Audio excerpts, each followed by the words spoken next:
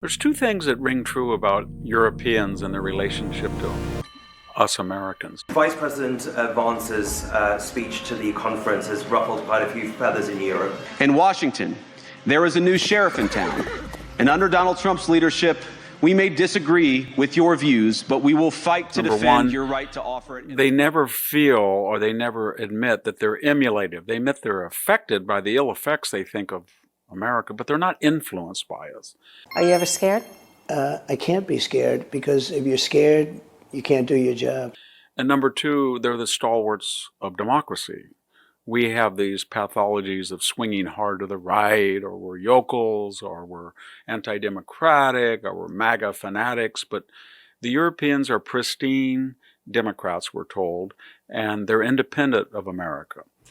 Da hören, insbesondere in den letzten Tagen, viele Amerikaner, die den Weg der eigenen Regierung im Augenblick. It is not others to give us the advice.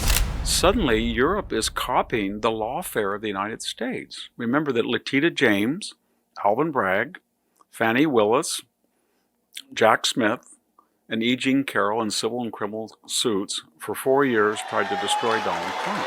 And I never thought anything like this could happen in America. Never thought it could happen. What is fueling my soul right now is Trump. Will you sue him for us? Oh, we're going to definitely sue him. We're going to be a real pain in the ass. Voters to going into the office of Attorney General every day, suing him, and then going home. The only crime that I have committed is to fearlessly defend our nation from those who seek to destroy it.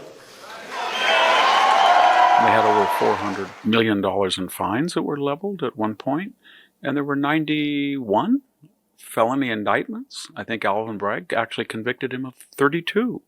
This was in addition to trying to remove him off the ballot in 20 states and raiding his home. Are you ever scared? I can't be scared, because if you're scared, you can't do your job. So the Europeans wouldn't do that, would they?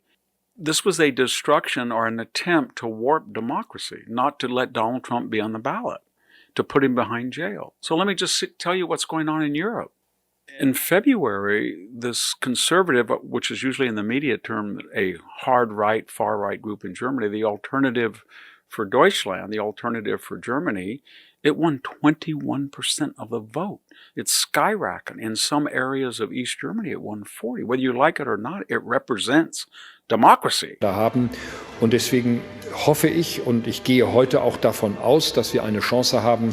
Constructive criticism, it says we want you to live up to your Western obligations to ensure free speech. And it's going to make it much worse, because if you took the AFD's vote and Merz's vote, it's about 51% of the people, and they should have a conservative government. Yes. But he's going to reach out to the Green Party and the Social Democrats, and there's not going to be a conservative voice in Germany, and that's going to make people even angrier after they feel they voted for a conservative majority. A lot of people are fed up with German energy policy, German immigration policy, German social policy, radical environmentalism. And what did the Germans do?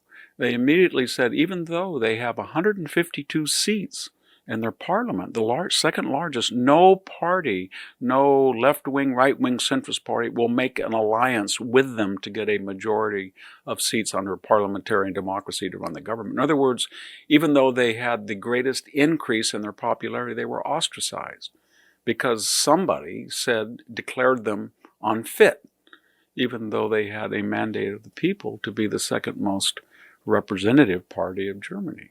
The Social Democratic Party, SPD, which suffered the greatest losses and was effectively rejected by voters, might still retain power.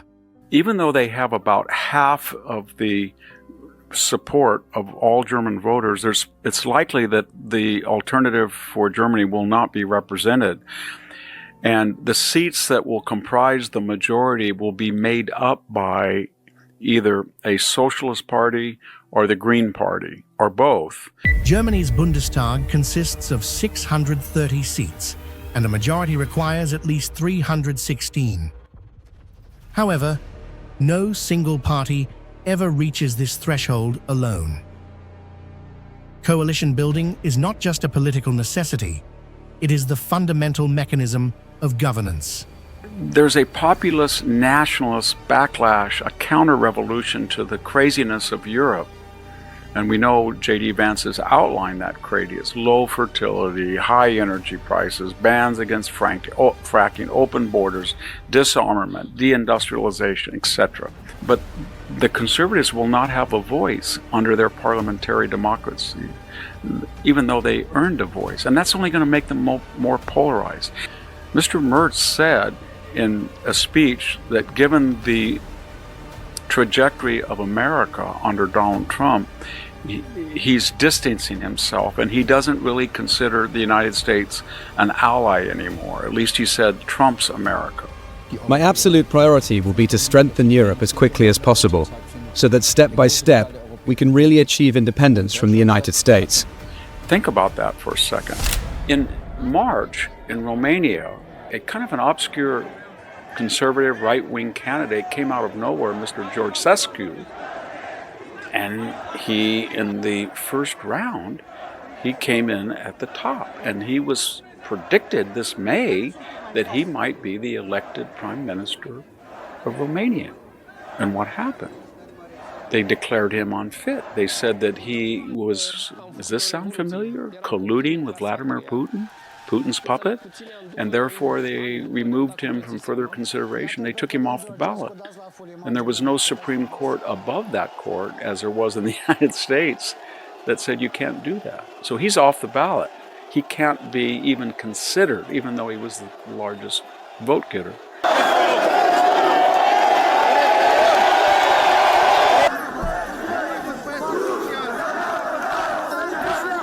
And then we come to this week's news that Ms. Le Pen, the head of the most conservative party in France, who has got enormous momentum, it was probably scheduled to get more votes than anybody, and she had a pretty good chance in 3 or 4 years to replace Mr. Macron. Marine Le Pen, the far-right leader, got convicted in court and is now banned from running for office for 5 years. Do you have a comment? That's a big deal. And the High Court did what? They said that she had expropriated funds, campaign funds. In other words, that she was blending, does this sound familiar?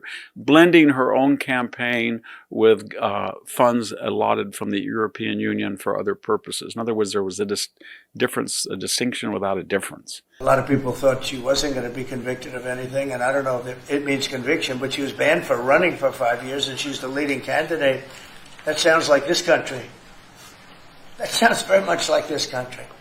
In other words, they only applied this law to her because they were terrified she was going to win in the next presidential election. If Europe is immune to American influence, why is it now mimicking America's most aggressive political tactics? Given all these lectures we're getting from Europeans about the pristine nature of democracy there and our bastardized form here, they have essentially in 3 major countries in Europe eliminated any alternative to the orthodox left-wing socialist norm because they feared it was going to win. De facto gone, the candidates. And second, they're copying the left-wing chapter and verse of the United States. They saw what they did to Donald Trump and they said, that is a good thing to do, we can do better. And they have done better, where they were unable to destroy Trump and only made him stronger the more they tried to destroy him. The Europeans succeeded. So how ironic that we are the bastions of democracy. At least we ward off threats to it in a way that's far more effective than the so-called guardians of democracy in Europe. Perhaps European elites fear what America has already experienced, the rise of a populism that threatens their grip on power. Perhaps they see Trump's resilience despite lawfare and are determined to go even further, ensuring their own challengers do not get the same chance to fight back. If that is the case, then we must ask, who really are the defenders of democracy? Those who trust the people to make their own decisions, or those who silence opposition before the people ever get the chance? Maybe, just maybe, Europe isn't following America's lead. Maybe it is revealing its true colors,